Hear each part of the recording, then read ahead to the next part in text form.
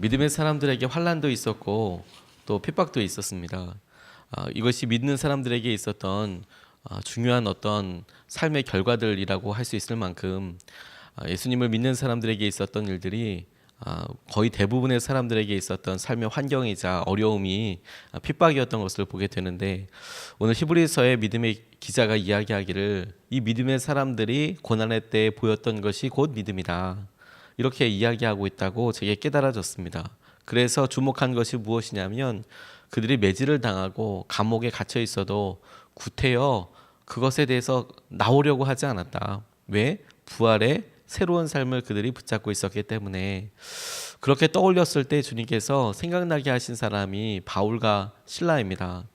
여러 제자들이 감옥에 갇히기도 했지만 그들이 감옥에 갇혀 있었을 때 보여주었던 행동을 통해서 믿음이라고 보게 됐을 때, 바울과 실라가 감옥 속에 갇혀 있었을 때 했던 행동들이 하나님께서 우리에게 믿음의 사람이다 라고 도전하시는 것이라고 깨닫게 되었습니다. 오늘 바울과 실라를 통해서 우리가 같이 믿음의 사람의 행동에 대해서 같이 보게 될 때, 첫 번째로 주목하고 싶은 것은 고난 중에 하나님을 찬양했다는 것이 믿음이구나, 고난 중에도 하나님을 찬양하는 것이 믿음이구나.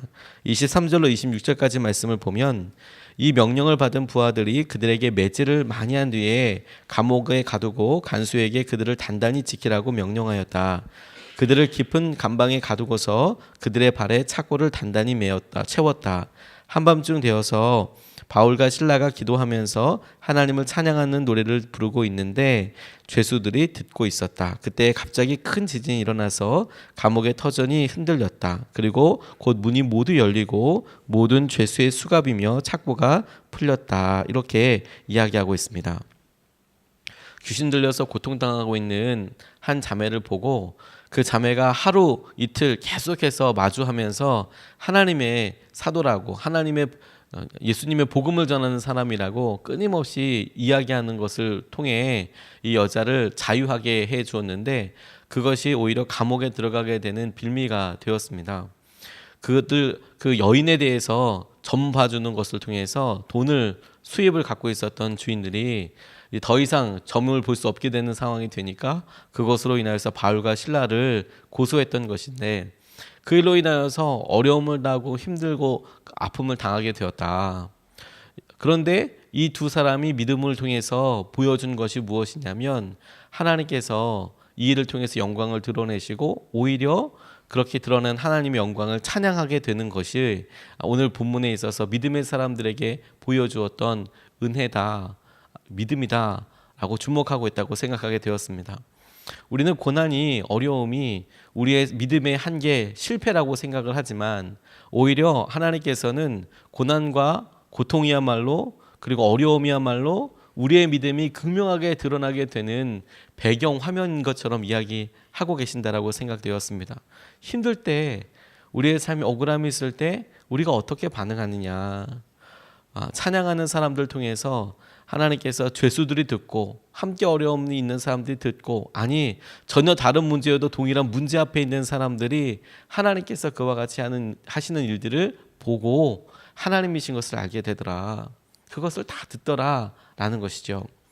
우리가 성공에 대해서, 좀 나아지는 삶에 대해서만 하나님의 영광을 구할 게 아니라, 우리가 정말 고난과 어려움 가운데 어떻게 반응하느냐, 이게 믿음의 핵심인 것에 대해서 주목하게 하여 주셨습니다. 그런데 그렇게 생각해 보면 우리나라에 와서 선교적인 참 커다란 업적들을 이루신 선교사님들도 많지만, 그러나 오셔서 얼마 되지 않아 어떻게 선교를 하러 그렇게 굳은 마음 가지고 왔는데 너무 허망하게 떠나신 분들을 생각해 보면, 하나님께서 오히려 그것을 통해서 우리에게 더 많은 도전을 하게 하신다라는 생각을 하게 되었습니다. 실패인 것처럼 보이고 낭비인 것처럼 보이고 안타깝다라고 생각되는 그런 삶을 통해서 하나님께서 주위에 있는 사람들 도전하시고 일으키시는 것을 보게 하신다라고 생각하게 되었습니다. 루비 캔드릭 선교사님이 젊은 나이로 우리나라 오셔서 오래 사역하지 못했습니다. 8개월 만에 25세의 젊은 나이로 우리나라에 오셔서 1년도 다 채우지 못하고 그냥 돌아가시게 되는 그런 허망한 일이 있었습니다. 뜨거운 마음과 열정으로 우리나라에 오셔서 사역을 하기 시작했지만 언어 배우기 시작하고 그리고 주위에 있는 사람들과 사역들 조정하기 시작하고 제대로 사역을 하기 위해서 한국말, 조선말 배워야 하는 시간들 더 필요했을 텐데 그런데 풍토병에 걸려서 우리나라에 외국 사람이 와서 있다 보니까 이 병에 걸려서 너무 쉽게 하늘나라로 가게 되었습니다. 이분이 캔사스 여자 전문 학교에서 성경 전문 학교에서 그걸 졸업하고 난 다음에 텍사스 에벗 청년회에서 후원을 받아서 조선 땅에 오게 되었는데 그게 1907년이었습니다. 그런데 한국어를 배우는 중에 급성 맹장염으로 이런 풍토병이라고 해서 여러 식사들로 인하여서 갑자기 병에 걸렸는데 뭐 어떻게 할 수 있는 손이 없었던 것이죠. 그런데 죽으면서 이렇게 유언을 남겼습니다. 텍사스 청년들에게 10명, 20명, 50명 조선으로 오게 달라. 조선으로 오게 달라. 그렇게 이야기하면서 이렇게 편지를 썼어요. 조선 땅에 오기 전 집들에 심었던 꽃이 활짝 피었다는 소식을 들었을 때 하루 종일 집 생각만 했습니다. 이곳은 참 아름다운 곳입니다. 선한 마음과 복음에 대한 열정으로 보아 아마 몇십 년이 지나면 이곳은 주님의 사랑이 넘치는 곳이 될 것 같습니다. 그러나 한편에서는 탄압이 점점 심해지고 있습니다. 그저께는 주님을 영접한 지 일주일도 안 된 서너 명이 끌려가 순교했고 토마스 선교사와 제임스 선교사도 순교했습니다. 본부에서는 철수하라고 했지만 대부분의 선교사는 그들이 전도한 조선인과 숨어서 예배를 드리고 있습니다. 오늘 밤은 유난히 고향으로 돌아가고 싶습니다. 외국인을 죽이고 기독교를 증오한다는 소문 때문에 부두에서 저를 끝까지 말리셨던 어머니 얼굴이 자꾸 제 눈앞에서 어른거립니다. 아버지, 어머니, 어쩌면 이 편지가 마지막일 수도 있습니다. 제가 이곳에 오기 전 뒤뜰에 숨었던 한 알의 씨앗으로 이제 내년이면 온 동네가 꽃으로 가득하겠죠. 그리고 또 다른 씨앗을 만들겠죠. 저는 이곳에 작은 씨앗이 되기로 결심했습니다. 제가 씨앗이 돼 이 땅에 묻히게 되었을 때 조선 땅에는 많은 꽃이 피고 그들도 여러 나라에서 씨앗이 될 것입니다. 저는 이 땅에 저의 심장을 묻겠습니다. 이것은 조선에 대한 제 열정이 아니라 하나님께서 가지는 조선에 대한 열정이라는 것을 알게 되었습니다. 아버지, 어머니 사랑합니다. 이렇게 글을 마지막으로 편지를 썼다고 기록이 내어져 오고 있습니다. 그녀가 죽었을 때 그녀의 삶과 그녀의 고백을 통해서 묘비명에 남기기를 내게 1000개의 생명이 있다면 모두 조선을 위해서 바치겠다.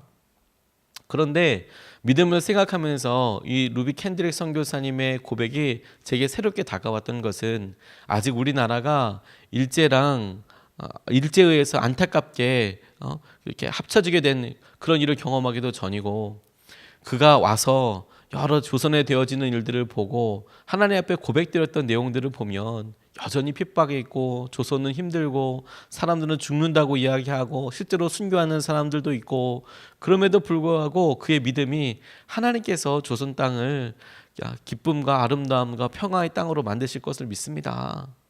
그가 어떻게 고백하고 있느냐, 자기의 마지막 삶을 내가 이제 마지막으로 죽는구나 라고 생각될 때에도 이곳에 부흥이 있을 거니까 우리 같은 청년들이 많이 와서 조선 땅을 위해서 선교해 달라고 이야기하는 거. 근데 실제로 그녀의 편지와 안타깝게 그녀가 하나님 나라로 부르심 받았다는 이야기를 듣고 정말로 많은 조선의 청년들이 반응하게 되었고 조선의 선교사로 오게 되었고 후원회가 결성되게 되고 그런 일들이 있었다라는 것이죠. 믿음은 믿음의 완성으로 어떤 결과가 일어나기 전에 그의 행동과 고백을 통해서 이미 드러나게 되는 것입니다. 바울과 실라가 하나님께서 이 옥중에서 어떤 일을 하고 난 다음에 찬송했다면, 찬양했다면, 착고가 풀어지고 지진이 일어나서 뭔가 볼 수 있는 일이 일어난 다음에 주님께서 이렇게 하셨군요 라고 그렇게 고백된 거라면 이해가 되지만 그들이 여전히 매맞았고 아프고 힘들고 잠도 오지 않고 한밤중이고 묶여있고 갇혀있고 언제 나갈 수 있는지도 모를 때에 그들이 찬양하고 내가 이곳에 있는 것에 대해서 하나님께 의지하고 하나님이 그게 믿음이라고 말씀하고 계시는 것이죠. 근데 그 믿음을 받으셔서 그들의 옥문을 여시고 그들의 묶여 있었던 것을 푸시는 분이 하나님의 영광이 그렇게 드러나게 되더라. 우리 가운데 이 찬양과 찬양의 능력이 온전히 우리 이끌어 가시는 하루가 되었으면 좋겠다. 이것을 붙잡고 좀 기도하고 싶습니다. 두 번째로 붙잡은 것은 그들의 사명은 복음을 전하는 것이었고 그게 어디서나 함께 하더라는 것이죠. 그들이 여인을 만나서 여인을 자유하게 했을 때에도 여인의 입을 통하여서 고백되어지는 것이 당신은 복음을 전하는 사람인데, 그런데 감옥에 들어와서도 그가 자기가 해야 될 사명, 자기가 어떤 일을 하기 위해서 부르심 받은 거에 대해서 잊지 않고 있는 것이 제게는 이게 믿음이었구나. 그리고 그가 보여주었던 행동이 복음을 전하기 위한 사명자에게 볼 수 있는 그런 은혜인 거구나, 행동이구나, 순종이구나, 이렇게 적용해 보게 되었습니다. 27절로 31절까지 말씀을 보면 간수가 잠에서 깨어서 옥문들이 열린 것을 보고는 죄수들이 달아난 줄로 알고 검을 빼어서 자결하려고 하였다. 그때 바울이 큰 소리로 그대는 스스로 몸을 해치지 마시오. 우리가 모두 그대로 있소 하고 외쳤다. 30절 그리고 그들을 바깥으로 데리고 나가서 물었다. 두 분 사도님, 내가 어떻게 해야 구원을 얻을 수 있습니까? 그들이 대답하였다. 주 예수를 믿으시오. 그리하면 그대와 그대의 집안이 구원을 얻을 것입니다. 이렇게 이야기하고 있습니다.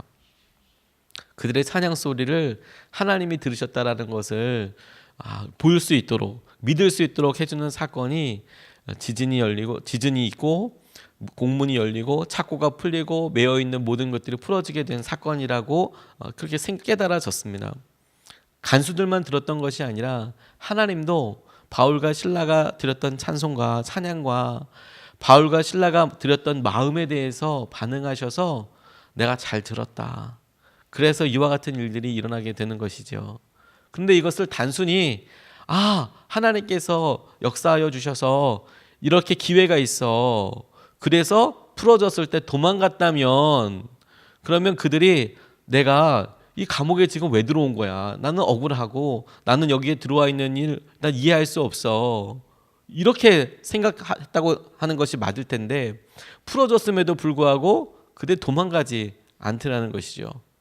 왜? 그들이 보기에 여전히 이곳에 남아야 있어야 할 무언가가 있기 때문에. 그런데 이 간수장이 옥문이 열려 있는 것을 보고 스스로 자살하려고 목숨을 끊으려고 했던 이유도 그 당시의 문화적인 일들 때문에 그렇습니다. 감옥을 지키고 있던 사람이 그곳에 갇혀 있던 사람이 탈옥하게 되었을 때, 나가게 되었을 때 대신해서 벌을 받아야 하는 것이 로마의 형법이었습니다. 그래서 간수가 들어와서 보니까 옥문이 열려 있고 죄수들이 틀림없이 도망갈 것이다. 그러면 이 간수가 여기 지금 도망간 사람들의 벌을 다 물을 생각을 하니까, 그걸 다 더해서 다 자기가 책임져야 될 생각을 하니까 빨리 그냥 죽는 게 낫겠다, 안 되겠다, 이런 생각이 들었던 거죠. 그런데 바울이 우리 모두가 여기 있다. 바울과 실라가 내가 이렇게 열렸으니까 이곳에 있다, 나 혼자 여기 남아있는다 라고 한 거는 이해가 되지만, 그런데 바울과 실라의 말을 통해서 여기 갇혀 있었던 모든 죄수들이 문이 열리고 착고가 풀어지고 수갑이 다 풀어졌어도 그래도 다 도망가지 않고 이곳에 다 있다. 이게 정말 놀라운 것이죠. 다른 사람들은 똑같다고 생각하지 않을 텐데. 그러니까 하나님께서 그날 밤에 바울과 실라가 드렸던 찬송이 주위에 있는 사람들에게도 분명히 이거 하나님 때문에 일어난 일이구나, 이거 하나님이 지금 이거 하신 거구나 라고 두려움 가운데 깨달을 수밖에 없는 그런 상황이었구나, 이렇게 받아들여지게 됐어요. 그런데 그렇게 받아들여지고 나니까 간수장이 들어와서 자기가 염려하고 생각했던 대로 내가 이 모든 죄수들이 도망가고 난 다음에 이 죄를 다 내가 책임져야 한다고, 그런 일 불가능해라고 극단적인 선택을 하게 될 때 바울이 우리가 여기 있다, 하나님께서 그 일을 통하여서 바울이 그곳에 들어간 진짜 이유, 진짜 사명에 대해서 하나님이 드러내시는 지혜를 통해서 이제 만나게 하고 할 수 있도록 열어주시는 것을 보게 됩니다. 어떻게 하면 구원을 받는 것입니까? 어떻게 하면 하나님께서 하시는 것을 우리가 누릴 수 있게 되겠습니까? 우리 가족이 그렇게 누리게 될 수 있겠습니까? 바울이 고문을 당하고 매를 맞을 때 간수에게 복음을 전했는지 전하지 않았는지는 잘 모르겠습니다. 그런데 확실한 건 그가 그곳에 있었을 때 이 모든 일이 되어지고 나서 이후에 보니까 그 간수를 구원하기 위해서 하나님께서 그를 감옥에 넣으신 거구나. 처음에 발단은 귀신 들려서 고통당하고 있는 자매를 자유게 하게 하시는 것 때문에 글로 들어가게 하시는 것 같았는데 이 일이 있고 나니까 간수와 그의 가족들을 구원하시기 위한 계획도 있으셨구나. 그런데 그 처음과 끝을 가만히 보니까 하나님께서 바울에게 주신 사명대로 그가 사람들을 주의 이름으로 자유하게 하고 구원하게 하는 이 일을 위하여 그의 사명이 쓰임 받는데 그 모든 일이 온전히 드러나기 위해서 구태여 감옥에서 나오려고 하지도 않고 주님께서 행하신 은혜를 붙잡고 반응하였더니 하나님의 은혜, 하나님의 계획이 드러나게 되더라라는 것이죠. 존 웨슬리 목사님이 회심 후에 자기의 사역과 설교에 대해서 이런 글을 남기신 적이 있습니다. 처음부터 웨슬리 목사님이 회심한 다음에 성령님께서 나와 함께 하신다 확신과 함께 설교하기 시작하였을 때 사람들이 받아들이지 않았습니다. 당시에 이 웨슬리 목사님은 성공회의 목사님이었는데 성공회가 가지고 있었던 여러 조직과 여러 상황들에 이 웨슬리 목사님이 전하는 것이 마음에 이렇게 닿지는 않았습니다.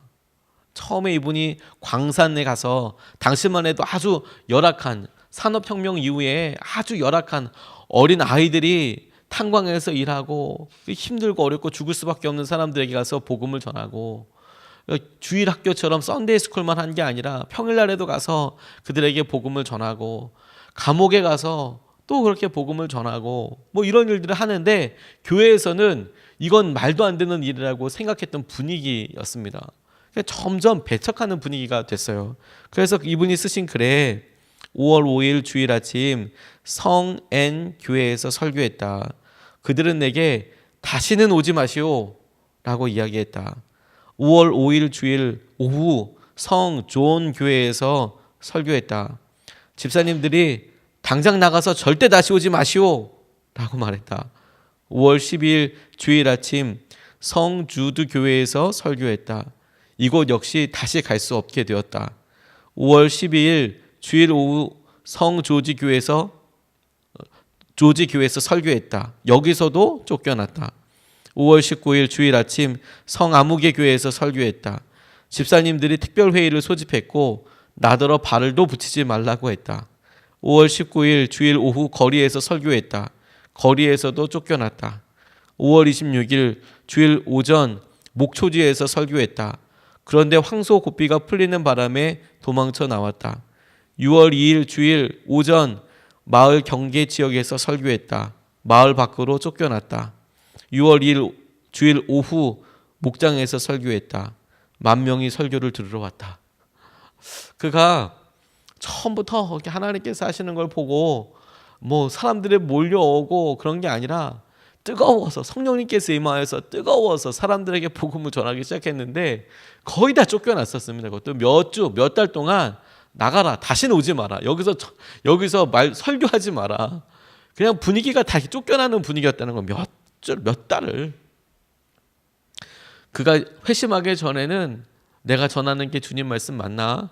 이런 생각으로 고민했던 사람이 성령님께서 나와 함께 하신다는 것을 알고 의인은 믿음으로 말미암아 구원을 받는다는 것을 믿고 사역했을 때 바로 일이 일어난 게 아니라 오히려 엄청난 배척을 받고 설교단에 설 수도 없을 만큼 그냥 계속 쫓겨나는 일들이 다반사였는데, 그런데 그의 사명 붙잡고 이런 고난과 아픔의 때에 끝까지 내가 받은 말씀에 대해서 내가 건물 안에서 전할 수 없으면 바깥에서 전하고 길거리에서 전하고 목장에서 전하고 어디든지 내가 전해야지 주목하게 됐을 때 하나님께서 그가 마침내 하나님의 계획대로 가고 있는 것을 깜짝 놀랄 만한 사건들과 결과들로 보여주시더라라는 것이죠. 오늘 우리가 우리의 삶에서 하나님께서 주시는 사명, 하나님께서 우리를 예수 믿는 자로 그곳에 세워주시고 우리가 예수님을 믿기 때문에만 있을 수 있는 순종과 예수님을 믿기 때문에만 보일 수 있는 고백을 통해서 여전히 당신께서 우리를 힘들고 어려워 보이는 그 상황에서 하시는 은혜를, 계획을 이루실 것이다. 이게 믿음의 사람에게 하나님께서 보기 원하시는 것이고 믿음의 사람을 통해서 이게 믿음이다 라고 주님께서 주목하시는 것이라고 붙잡게 되었습니다. 오늘 우리가 바울을 통해서 그리고 바울과 함께한 신라를 통해서 그들의 찬양을 통해서 하나님께서 하시는 말씀을 같이 붙잡고 기도하고 싶습니다.